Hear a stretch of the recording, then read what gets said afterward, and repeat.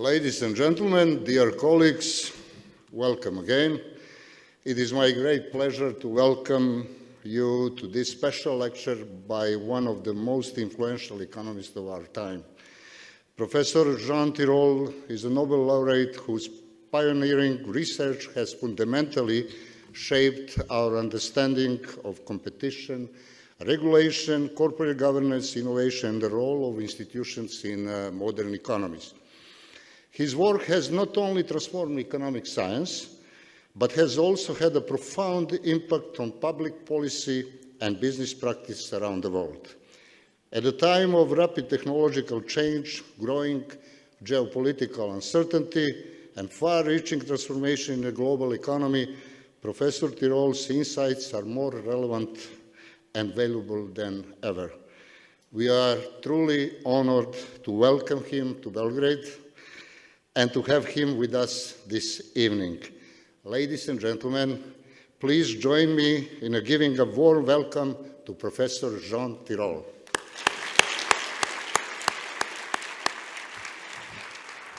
Thank you. Thank you. Thank you so much for those generous words. It's a great pleasure to be with you in Belgrade today. And that's me again. I mean, you have already heard me. Fortunately, the topic will be very different. It will be much more policy-oriented, and I will tell you in a minute where this talk comes from. But it's certainly the first time I give it, and I beg you to be very tolerant with the flows of this talk. It's about global disorder. Of course, you all know that we live in a time which is not that great, including for the clicker, you see. Okay. I have something, there's something about clickers and me, it seems. It's not moving, and he's going to take it, and he's going to make, oh. There's something, I told you. So we live in a different world. Europe used to thrive in a world where security was basically guaranteed by the US. Energy was affordable. Global trade expanded.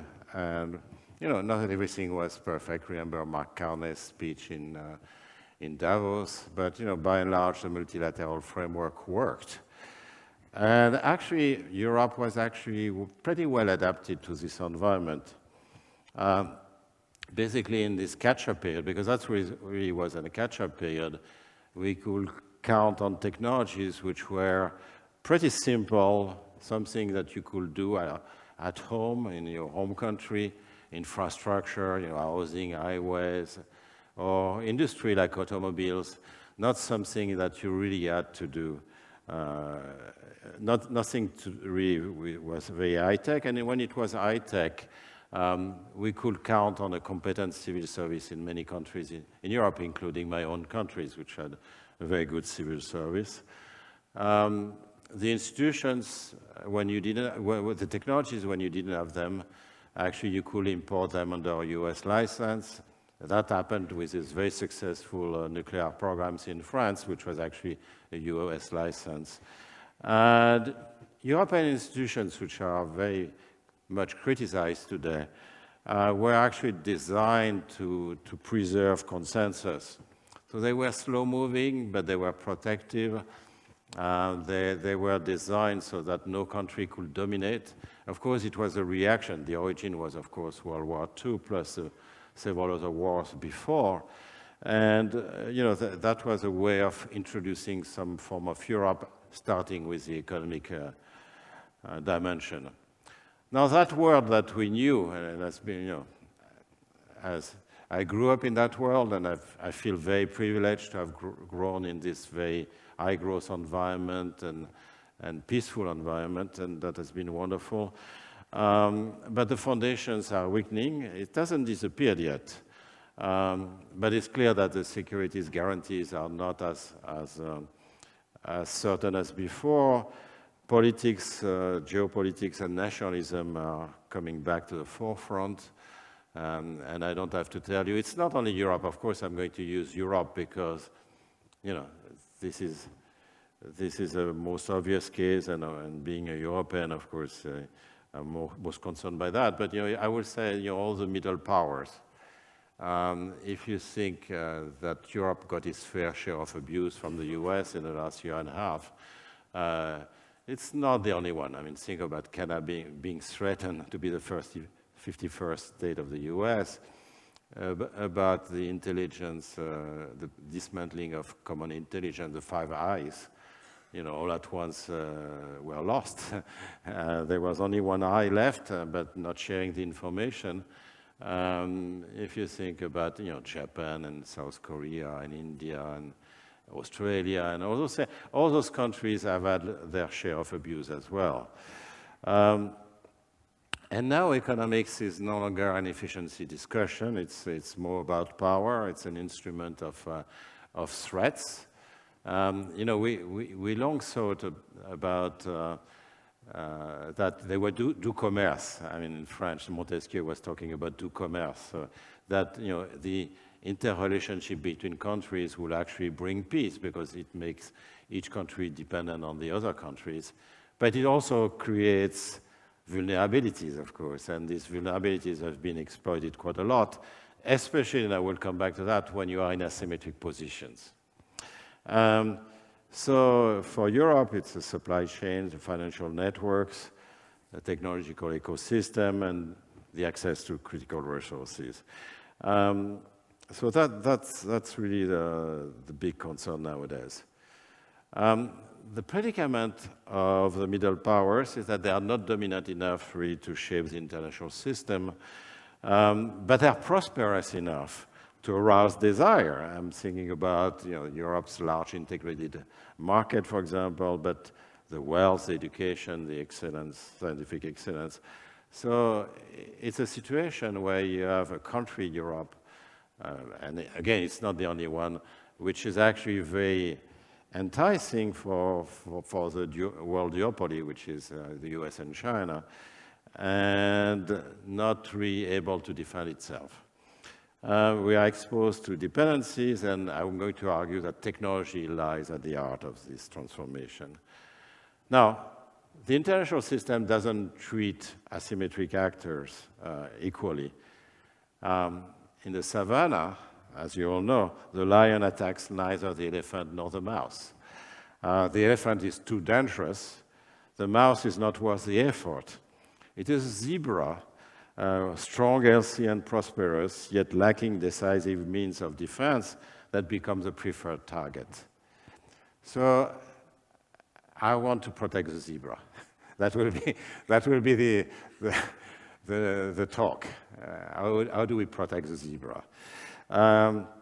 Middle power are really in this situation nowadays. So to protect the zebra, I decided to write a book with my colleague Karin van der Straten, who is also the director of the Toulouse School of Economics Foundation, the Jean-Jacques Lafont Foundation. And our goal there, by the way, it's going to be published in September in French. The translation, as usual, will take longer, even up to a year. I mean, you will think at the area of AI that will go much faster, but no, I mean, this goes very slowly. So it's economic of the world disaster, how geopolitics change the game.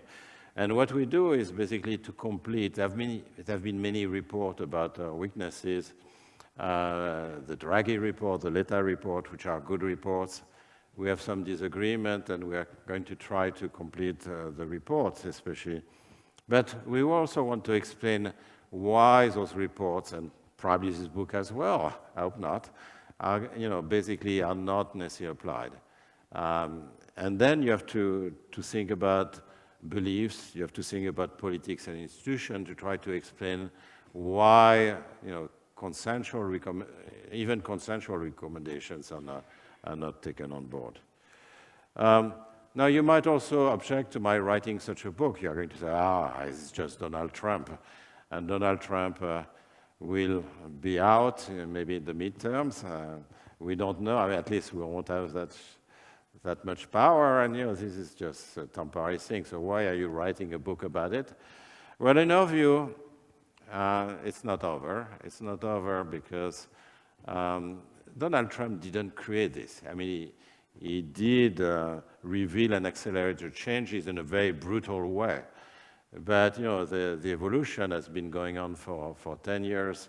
And now with this rivalry worldwide, it's not clear that it's going to, it probably will take more gentle forms, but not go away. So Europe certainly will be expected to take greater responsibility for its own defense and pay for its dependence in strategic sector like semiconductor, pharmaceutical, AI, and so on. So I think, unfortunately, this book is not going to be obsolete in November. Now, we are all fascinated by, and many economists and historians have been fascinated by the rise and decline of nations. And there are many, many books on that, including a lot of recent books and very interesting ones. But if you take historian, he's Swedish, right, Torsten, Johan Norberg, this is not, by the way, this is not a proof. This is just a suggestion to tell you what might happen. You know, I'm not saying you know, what he says in the book or what many other authors say in their books applies to Europe, but you know, that tells you something in terms of thinking about what might happen. So what Norberg does is to look at 7 golden ages. So you have the Greeks, the Romans, and the Song dynasty in China, the Abbasid, Renaissance Italy, and then the Dutch and the Anglo-Saxon world. And his argument is that those golden ages always emerge in environments in which the societies are open to trade, to foreign ideas, to immigration, and to the circulation of knowledge. And that certainly resonates with me. Again, that's not a proof, but you know, it's a thing. And there are worries about Europe where you get a little bit of reverse, which is that you know, we have an aging productive fabric that is really well known. And we have a couple of young firms. So, for example, the Dutch ASLM is the biggest market cap in Europe. And I think 99.95% of the Europeans don't even know the name ASLM. There is a growing aversion to risk, a distrust of new technologies, reproduction of elites, bureaucracy, et cetera, et cetera. And you know, I'm very much of a pro-regulation person, but I get really upset when I see a number of regulations that takes place because they are about regulating as opposed to making markets functioning better. And you know, and there are good and bad regulation, and when people don't know what they are doing and they start thinking that regulation is a goal per se, then that's the end of the world in a sense. You know, we have to think about that. So, are we going to get a Schumpeterian moment? A Schumpeterian moment where basically the institutions are going to rejuvenate themselves. And they can do it in 2 ways. One is preventive, so basically try to change things before it's too late.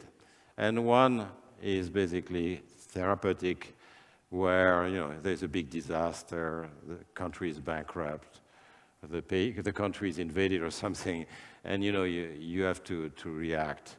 Unfortunately, in the Western world, given that the cost of the reform is immediate and the benefits are delayed and a bit vague, it's very hard to get those reforms going before it's too late. But you know, it's just like in medicine, the preventive stuff is much better than the therapeutic stuff. And we need those moments to occur in the middle powers. Some middle powers have undergone some of that transformation. So in the book, we make, Karin and I make classic recommendations. You are not going to learn anything. You know, reduce the fragmentation of European markets. I mean, people complain about there is too much Europe, but the truth is that there is very little Europe. You know, there is not enough Europe. If you look, for example, at what French administrations buy or French weapons, it's all French. If it's If it's German, it's German. If it's in Germany, it's German, and so on. I mean, it's just like those are closed markets.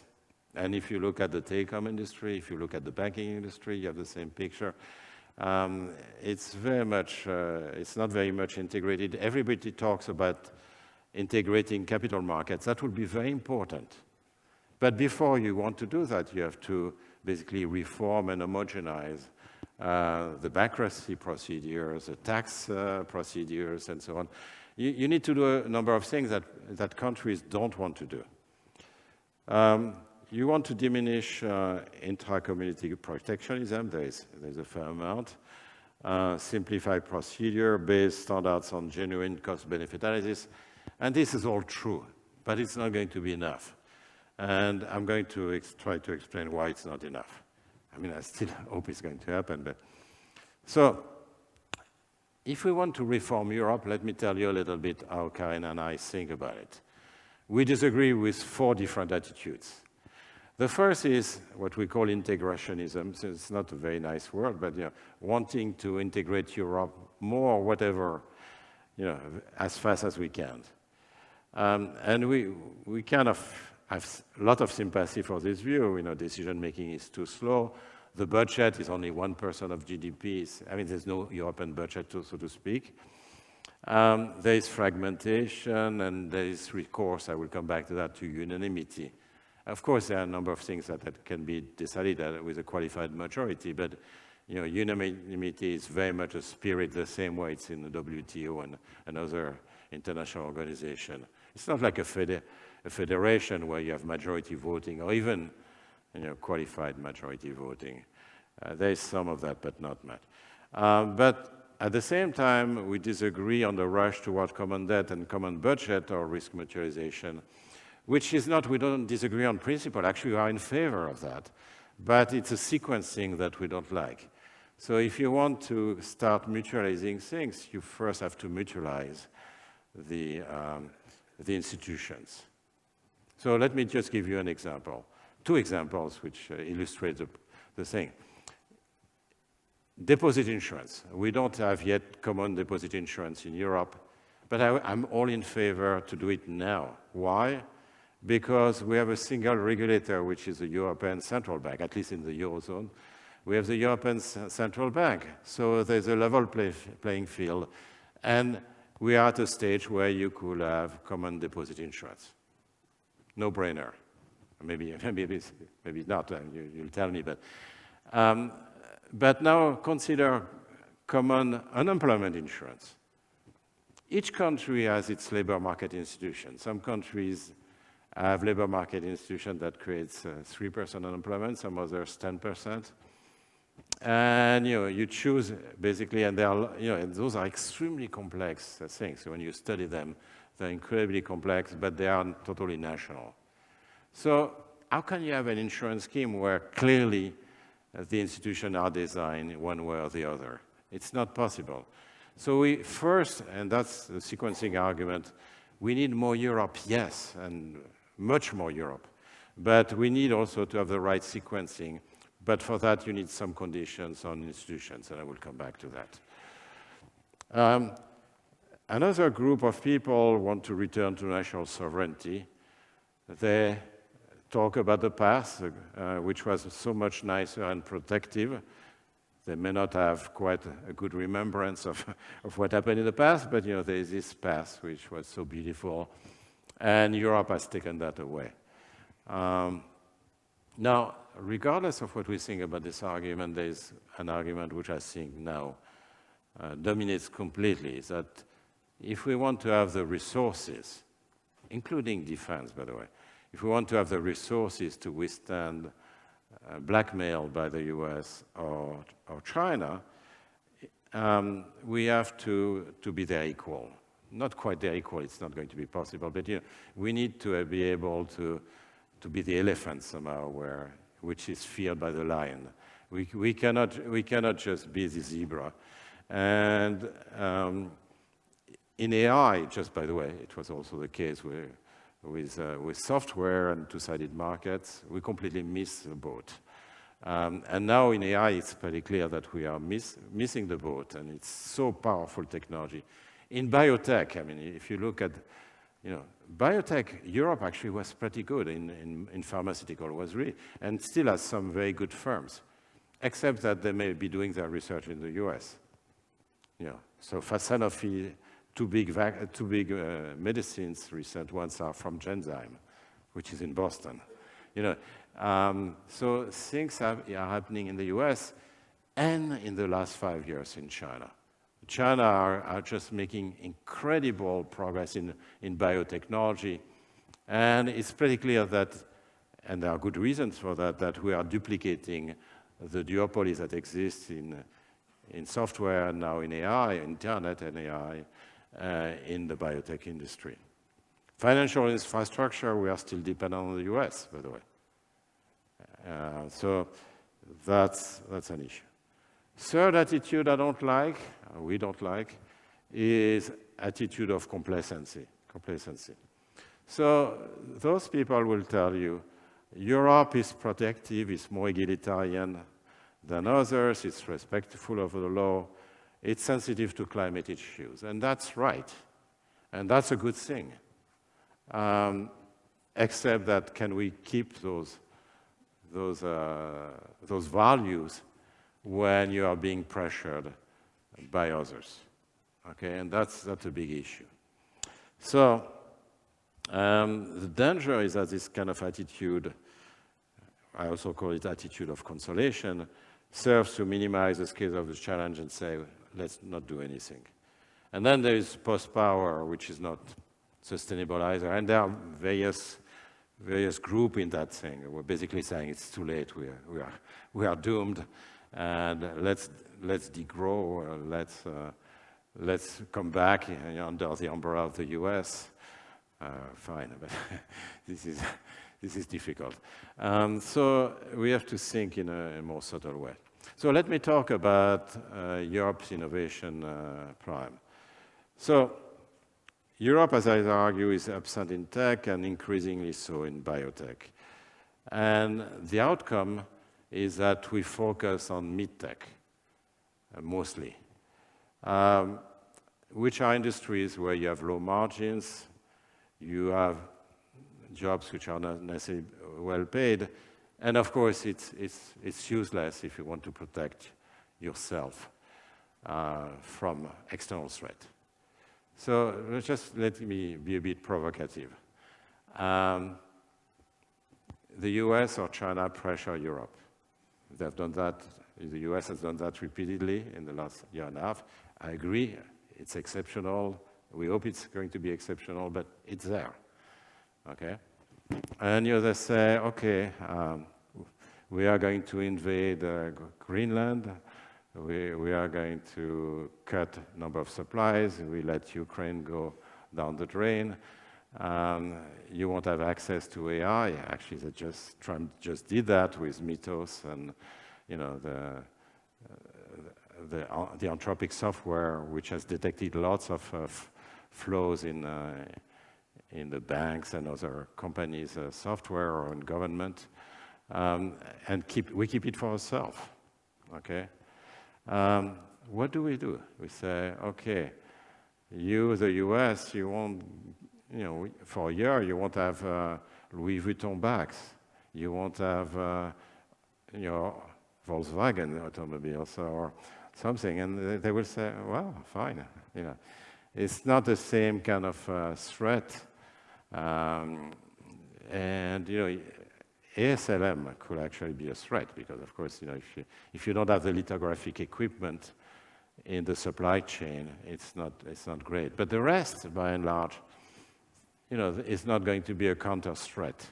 When the US went to bargain with, started implementing tariffs with China, so the US escalated up to 125%, and China was just ratcheted.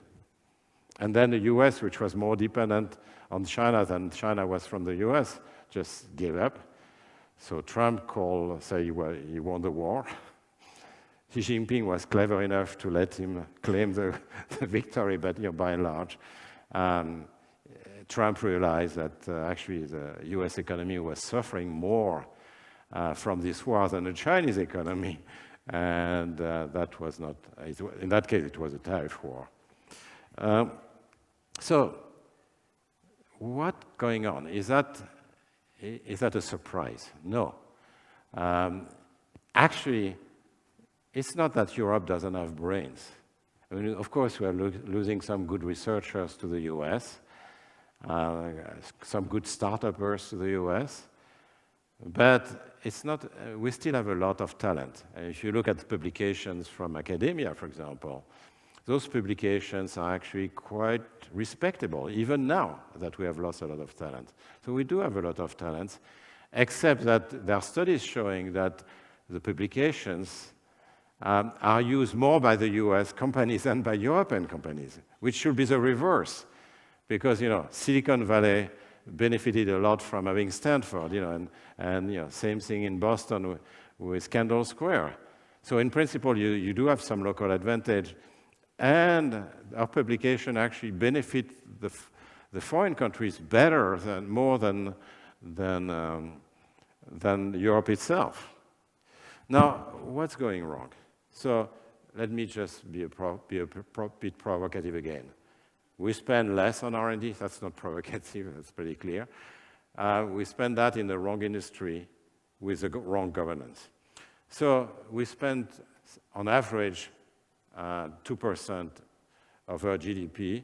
I mean, 26 years ago, we decided it will be 3%. We're still at 2%, the Lisbon agenda. It's not due to and of course, the US is much, much bigger. It's not due to the public sector, so the proportion of GDP which is spent on R&D, public R&D is about the same, 0.7%. But the private sector invests in Europe half as much as the US private sector on R&D. So there is very little R&D in the private sector in Europe. Why is that? Well, it's partly a composition effect. So 2.5 years ago, I wrote a report with colleagues from Bocconi and Munich. And basically what we found is that a big shift, a big difference in composition. So in the US, the private sector invests 85% of its R&D in tech, AI, biotech, and the like. In Europe, 1/3 of the R&D goes into automobiles. And when you see how well the automobile industry is doing in Europe, you are a little bit nervous that 1/3 of our R&D is going to the automobile sector, okay? Which now is facing incredible competition, in particular from the Chinese. 1/2 is in mid-tech. 1/2 of the private R&D is in mid-tech. And mid-tech, of course, consumes less R&D than tech, which per se explains a good share of the difference. Okay? And Horizon Europe, so maybe a number of you don't know what Horizon Europe is, but this was the European DARPA. Okay? So the idea was to create the equivalent of financing to, high risk, high reward projects in Europe. Instead of that, Horizon Europe, which has a small budget, like 12 billion euros per year, Horizon Europe has invested in SME support. I mean, I'm exaggerating a little bit. And there is, of course, one big success in Europe, and I see Thorsten here, which is the ERC, the European Research Council. This is really the one big success. The others look different, and I'm going to explain why. And only, in our data, only 5% of that money, forget about the ERC, went into tech research. This is scary. This is scary because not only do we don't have private sector R&D, but the public sector R&D is targeted toward tech, mid-tech, not tech. With the governance of Horizon Europe, which is not perfect, It's political.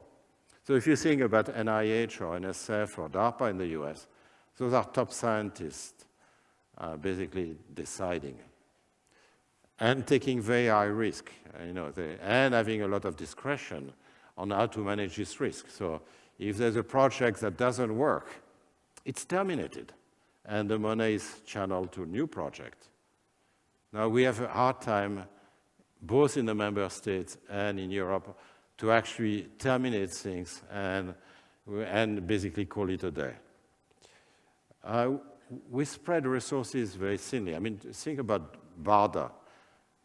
During COVID, BARDA, which is basically for biomedical, you have NIH, which is for the research, and then downstream you have BARDA, which does, the more concrete stuff, basically trying to get more applied research. And basically BARDA financed 6 projects during COVID. And you know what happened? Moderna, BioNTech, by the way, 3 of them were in Europe. That's interesting.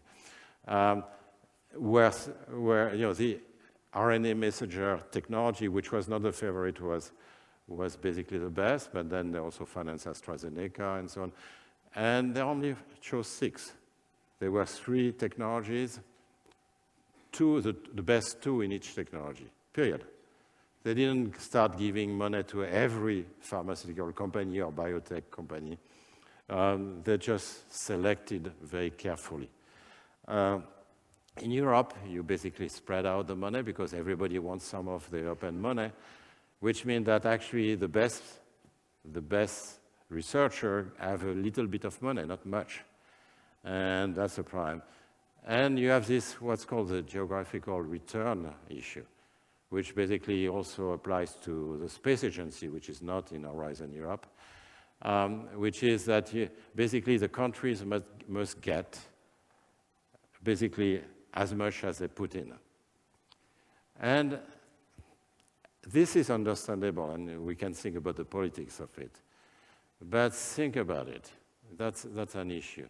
If you're in the US, the money of NIH or NASA or DARPA goes to Boston, it goes to San Francisco.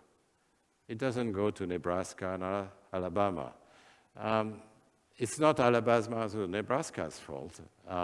They just don't have quite the university they would like to have. But at this stage, they will get something else. And that's something I want to emphasize. In Europe, we don't have a common budget, by and large. So you cannot say, okay, you are better in research, so you'll get more money, because that's efficient. But then the others are going to complain, but what do we get? We are spending money when we don't get anything in return. So it's very important to have a budget to be able to do something which is balanced, but you cannot in Europe. You could do that through a repeated game, but a repeated game is a very tricky thing to implement. So the just return, everyone I know who is in the Space Agency or elsewhere complains about this thing. Because that means that there is much less competition for the resources, actually. You think there is more competition, but actually there is less. And that's not efficient. And before the ERC, I remember applying for European funds, and the way it worked, it was really pretty hypocritical. It was pretty bad. So, should we do more industrial policy or better industrial policy? I mean, you can imagine what my answer is. It's en vogue. So we want to imitate US and China, which do a lot of industrial policy and also are pretty protectionist, to be honest. And of course, the European lobbies are looking for subsidies and protection, just like any lobby. There's a demand for resilience, which is, of course, abused. Yes, we want to be resilient, not to be depending on other countries. But at the same time, that doesn't mean that you have to create a paracetamol plant in Toulouse, which, by the way, is what's happening. Paracetamol is not really high-tech. And if you want paracetamol, assuming there was a shortage, which is not even clear, you can stockpile, you can do what the Swedes did with antibiotics, basically write long-term contracts. You can diversify your supply. You can, there are many other ways. You don't have to do industrial policy to do that. And of course, there is something that exists in every country, and this is not specific to Europe, is that the leaders want to show they are in command and they know what to do.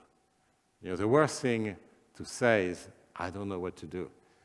Humility is not a good quality for a politician. You want to show that you are in control, you know what to do. And I know it's going to be hydrogen. I know it's going to be RNA messenger. I know this, I know that. And the truth is that they just don't have a clue. And by the way, the economists don't have a clue either. And whenever I talk to the media, they say, what should we be doing? What should we be invested in? And I said, I have no clue. And I'm very proud of saying I have no clue, because that's very important. Because I've been in meetings where people all had a clue. And basically, they were just lobbyists for their own industry. So in Europe, there are attacks on competition policy, which is unfortunate because competition policy is itself a kind of industrial policy. It's trying to improve productivity, competitiveness through many mechanisms that many of us have worked on. And the truth is there are very few mergers which are blocked. It's hard to know because you don't know the counterfactual. Maybe some mergers will have happened, but they censor themselves. But, it's not what's going on. So the industry likes to accuse the European Commission for blocking mergers. And it's a very, very tiny number. And you say, what's going on? Give me an example. They will say Alstom, Siemens, and the evidence is absolutely not conclusive there. So lots of people have called for European champions, and of course I want to have European champions. But I don't want to create them like this. So for example, there's a merger in France in telecoms, and it's going to be a merger among French firms, which is a market entirely supplied by French firms. And it's nothing about the French. It's true in every country like that. So the idea is the industry sees a merger as a way of increasing market power, not as a way of increasing size, because they could do cross-border mergers, and that's perfectly allowed by the European Commission. It will increase competition, but of course that's not what they want. They want to reduce competition. And those European champions, okay, let me be a bit provocative again.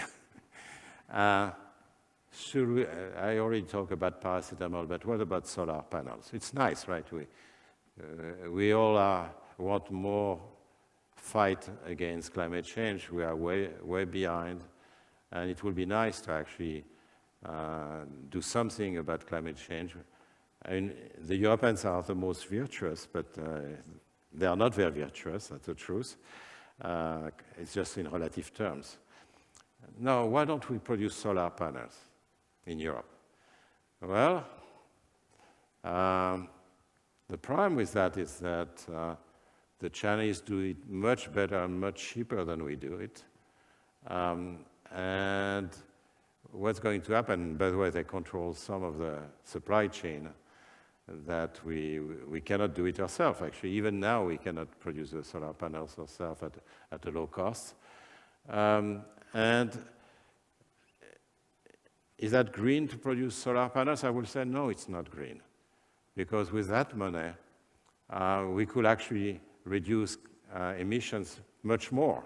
If it's twice as expensive to produce it in France as opposed to China, that means that with the same amount of money, we could reduce emission by twice that amount, okay?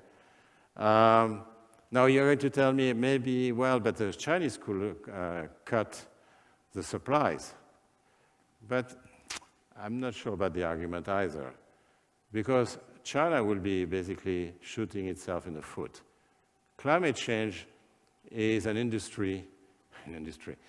is an activity which actually benefits the rest of the world. And that's part of the reason why we have so much free riding, and we are in this big mess now. But so if China basically cuts the export of solar panels to Europe, they are depriving themselves of a source of money, and they are increasing global warming, which is very bad for China. So it's not completely clear that it's not like some other restriction on exports. This is a very specific case. Okay, Mario Draghi recommended to extend the European programs of common economic interest, European interest. I never know what those acronyms mean, but EPCI. So those are the new programs basically to build champions, European champions by collaboration across countries and firms. And in principle, it's for tech. Mario basically said, well, we should extend that to mid-tech. And I'm not sure about that, because the danger is that we are going to keep being dependent, and we might be manufacturing new activities which will be asking for subsidies because they are in the catch-up mode.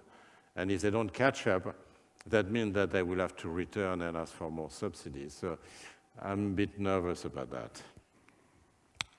Okay. So we need less politics in governance of industrial policy, more the DARPA, the ARC model. And innovation, of course, is not just public funding and the like. Innovation is determined by many other things. In Europe, we have this problem with labor market institutions. So labor market institutions in Europe are very protective. And there are good reasons for that. There are benefits from that. But when you apply it to tech, it's ridiculous. Because engineers who do tech, they are highly qualified, they are well paid, and if they are fired, then they find a job the next day.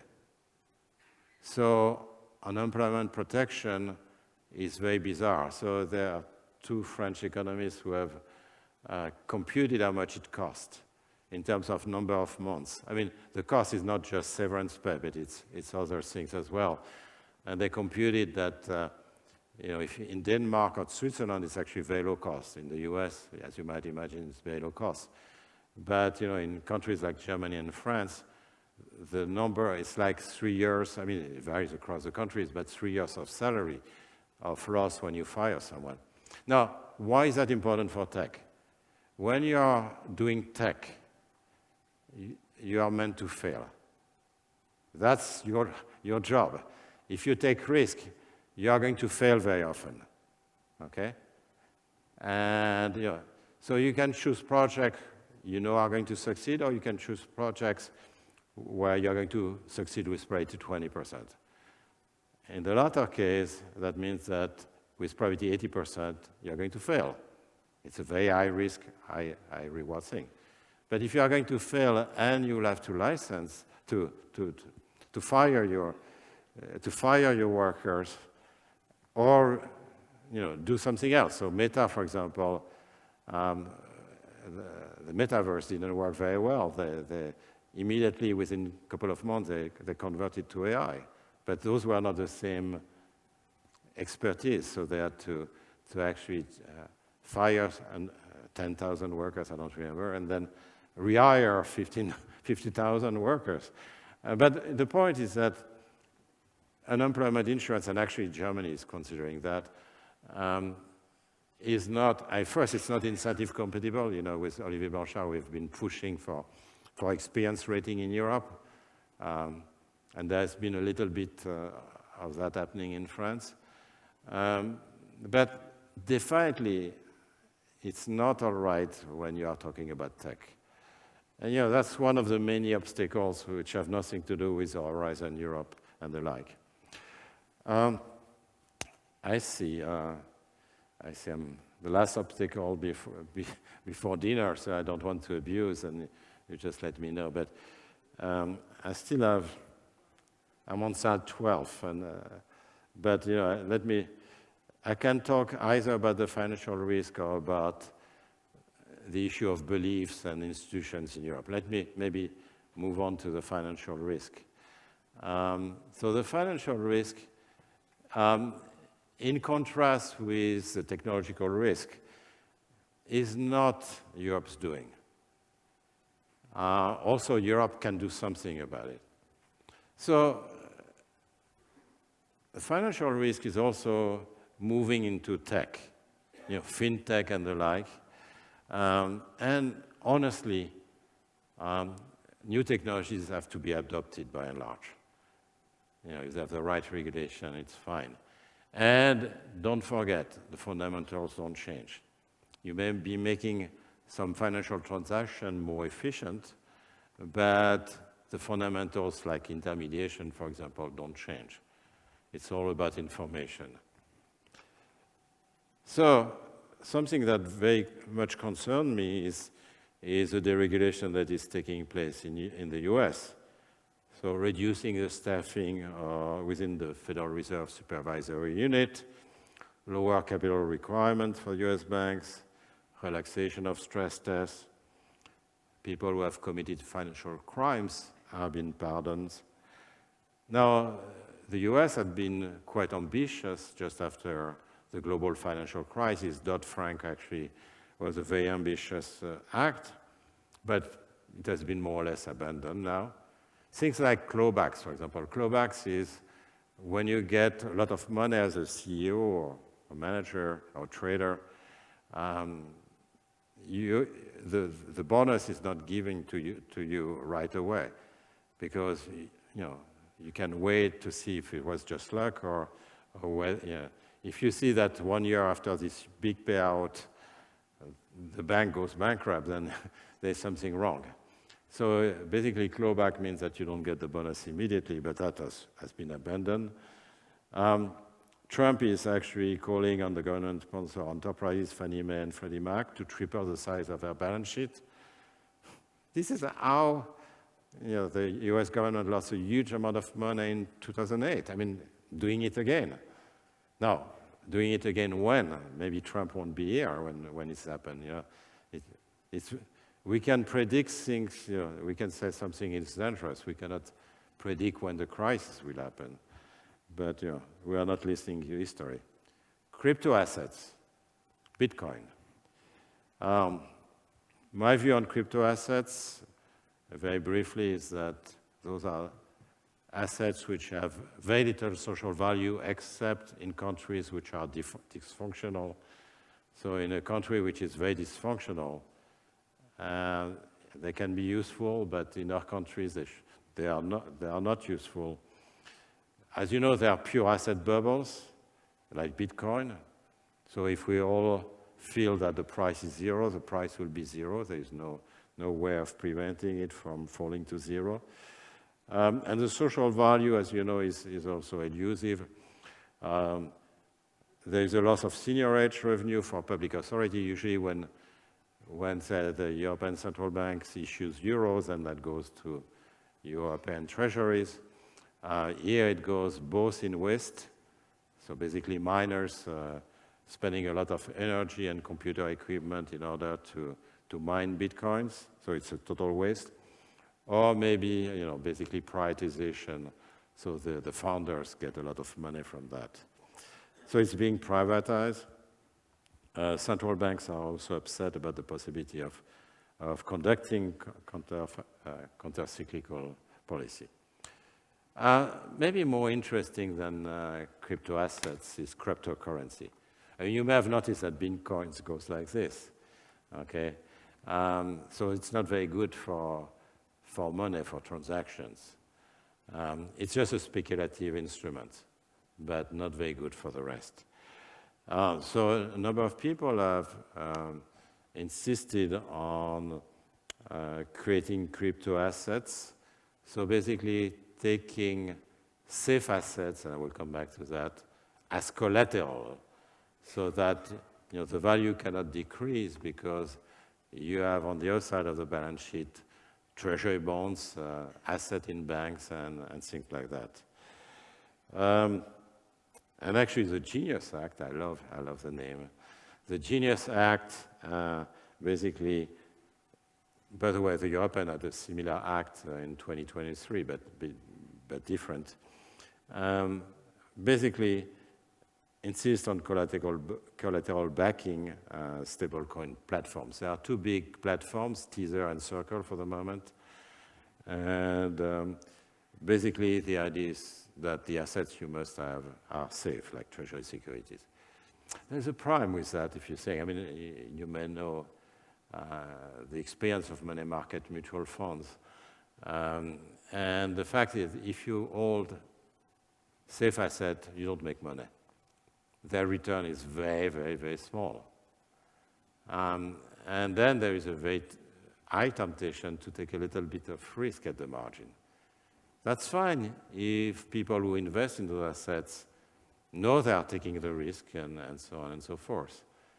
But I'm willing to believe that if one of those big cryptocurrency firms went to go under, then the US Treasury will do exactly what has been done with Silicon Valley Bank and a couple of other banks, is basically to bail out depositors who are not insured, which is a no-no. I mean, either you are insured and then you are entitled to get your money back, but then you pay a deposit insurance premium and there is monitoring by the regulator, or you are not insured and you should be wiped out, period. Okay? So, why is Trump? Trump is a very strong supporter of this. And there are two goals. So the first is basically finding another source of investment in the dollar because there are very heavy deficits, there have always been, but very heavy deficits in the US, and you have to finance them. And this is one way of creating more demand for the dollar, the exorbitant privilege and the like. And actually, they try to increase the other countries dependent on the US dollar and the American payment system. It's not only the dollar itself and the treasury bonds, the US treasury bonds. The entire payment system is basically controlled directly or indirectly by the US. Visa, MasterCard, Google Pay, Apple Pay, PayPal, and SWIFT, which is Belgian, but basically under the control of the US indirectly. But of course, the issue is the number of people in the administration have also invested in that industry. So you both are investor in the industry and you are the regulator. So guess what's going to happen? Do you want to make zero return or do you want to make bigger return? Okay? So that's a big issue, I think, given that you have the entire establishment, which has, not the entire, but most of the establishment, which has invested in that industry and at the same time regulate the industry. Now, they will tell you, don't worry, it's safe. But if you look at the risk of misrepresentation, it exists. So Tether actually had claimed in the past that it was holding 100% of its reserve in safe asset, and it was undergoing regular professional audits. And none of those were true. Circle had 8% of its equity invested in uninsured deposit in Silicon Valley Bank. Okay? So that means that it should have lost 8% of its deposit, of its equity, if Silicon Valley Bank had gone bankrupt. Fortunately for them, the US government bailed out Silicon Valley Bank, which basically had almost no retail depositors, so no insured depositors. And when you see banking deposits which are uninsured, which are part of the safe deposits in the Genius Act, you start being nervous. Okay? Now, why do we care? Why do we Europeans care about that? We might say, okay, fine. If the US wants to get another financial crisis, so be it. Well, except that, if you remember 2008, Europe was very much impacted, despite the fact that actually the US actually bailed out a lot of investment banks and regular banks. Even France, actually the French banks were not very exposed to the US securities and derivatives, but even France had a recession. You know, it was a tough period. So just because of all those interdependencies, of course, Europe could be affected by that. But there's something else. And this is where the game is going to be played in the next few months. The US might actually come in and say, you should allow your banks to hold dollar-based cryptocurrencies. If you don't do that, that's an obstacle to trade, and I'm going to punish you. That's exactly what they do when the European Commission tries to regulate Google or Apple or Amazon, basically saying, this is a tax. This is not competition policy, it's a tax. And they can pressure Europe by saying, you know, there are lots of means of pressure to actually comply. And, you know, they can come in and say, you should allow. By the way, the US, Donald Trump has already, I don't know if he has done that yet, you know, he wants to prohibit the Federal Reserve from issuing an electronic currency, which is really bad. I mean, if you think about what China has done or what Brazil has done with PIX, those are government currencies which are very efficient, very low cost, and so on.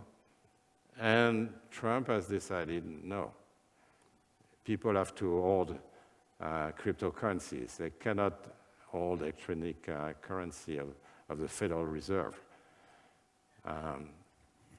Wow. And of course, there is a risk of disintermediation. And if that's something I haven't talked about in the US, is that if all the money goes into those exchanges, they are not equipped to actually lend to SMEs and the like. So that's a concern.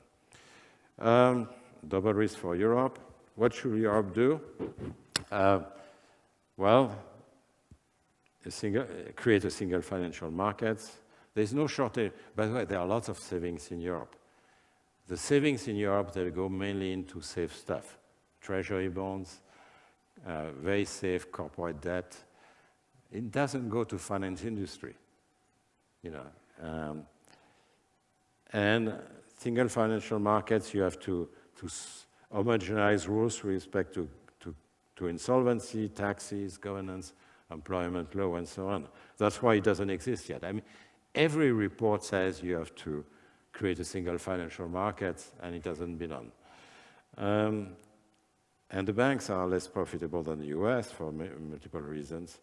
But of course, we need to have an alternative to dollar stablecoin. And now there is a little bit of a tension within Europe, you may be aware of that, between the European Central Bank, who doesn't want to have a euro cryptocurrency, and the banks who want to privilege a cryptocurrency as opposed to e-money. So that's going to be the debate in the next few months. Let me stop here because I've spoken for way too long and you must be completely fed up from having heard me twice today. But I can just tell you a little bit about what else we do in the book. So we go into the beliefs and we ask the question, why is that the Draghi report is not implemented? Okay? We have our own criticism, but it's a good report. It was ordered by the European Union. Every government has said we are going to implement it, and nothing is happening. And it's not because people don't know about it. It was on the media for 2 weeks. I don't know about Serbia, but yeah, it was all the time in the media. And it's available. You can read it. I'm sure it's 500 pages, but yeah, okay, you can read the executive part, and it's not happening. And I could give you zillions of examples like that about consensual reports. For example, like pension in France, there have been 25 reports. They more or less say the same. By the way, I've one along those lines, which was part of my report with Olivier Blanchard, and it's still not done. No. So you have to ask about beliefs and how they are formed. You have to ask about institutions, and that's what we do and you have to ask about values. And that's what we do in the rest of the book. So let me conclude here. Sorry. Oh, this is going to take long, but you must have the. Sorry, you must have the conclusion. You know. Here you are. This is the conclusion about the zebra and what we're trying to prevent. And we really have to convince the Europeans to do something about. And denial is not going to work. We need to do something about Europe and about the middle power. And something I haven't talked about is whether you should have coalition of the willing or try to develop Europe more or both and so on. That's also important. But this is really something we have to do. Otherwise, we'll be the zebra. Okay? Question?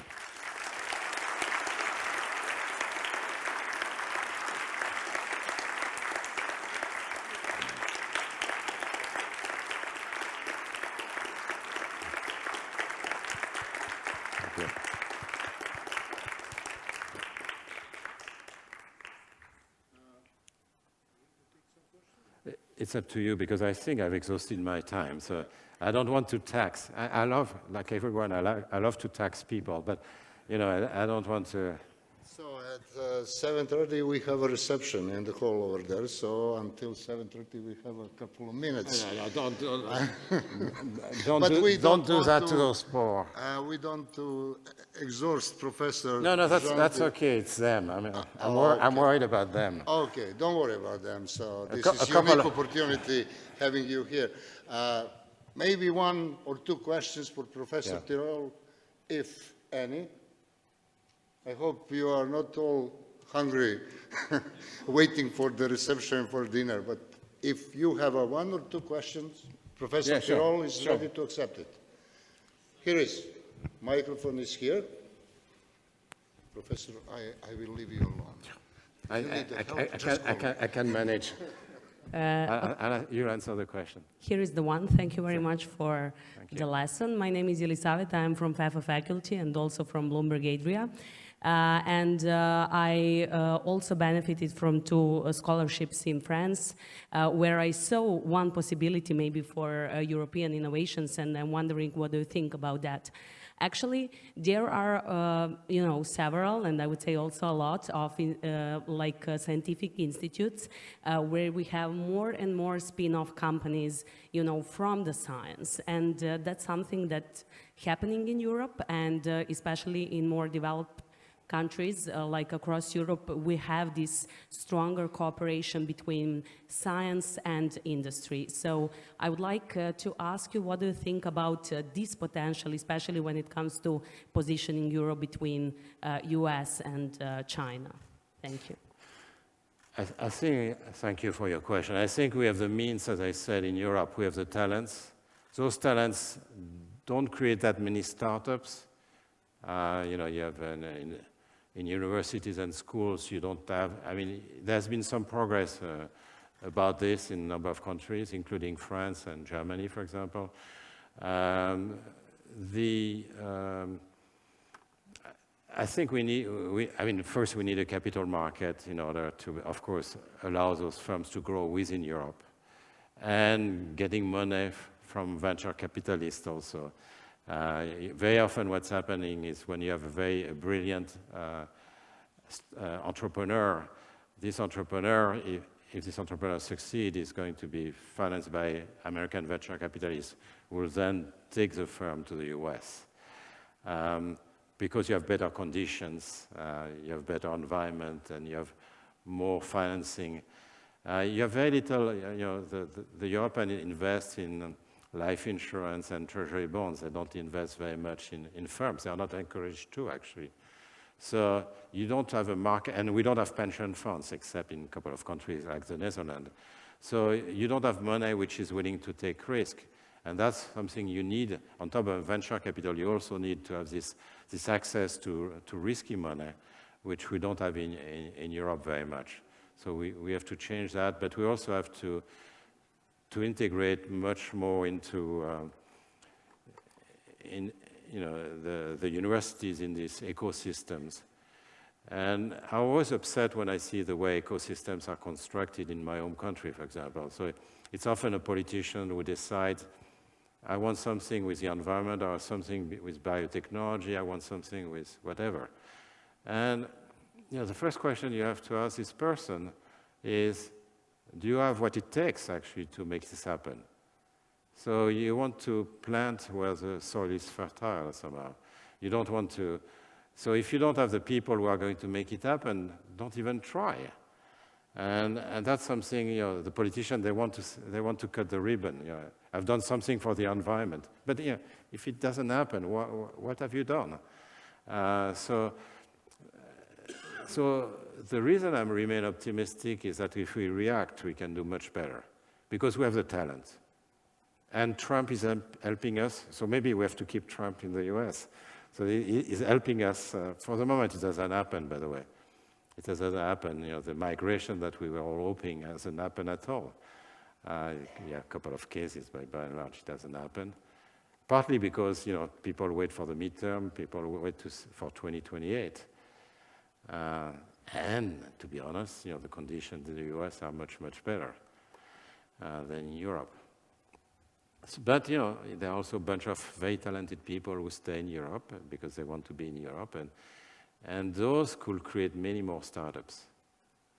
But we also need European-level financing. One of the things I didn't say is that European financing, Horizon Europe, is only 10% of the public research money. 90% is done in the home countries, in the nation states.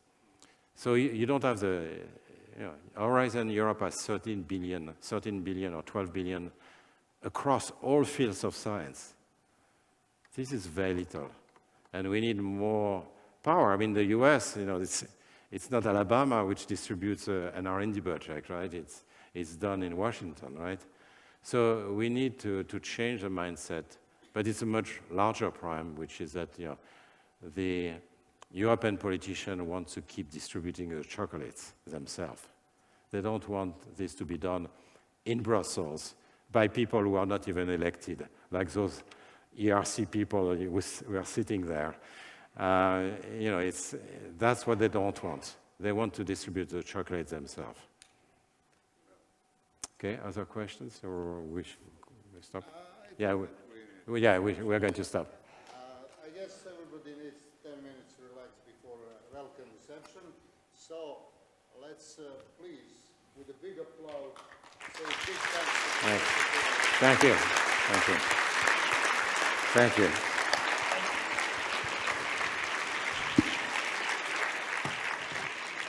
And don't forget the zebra.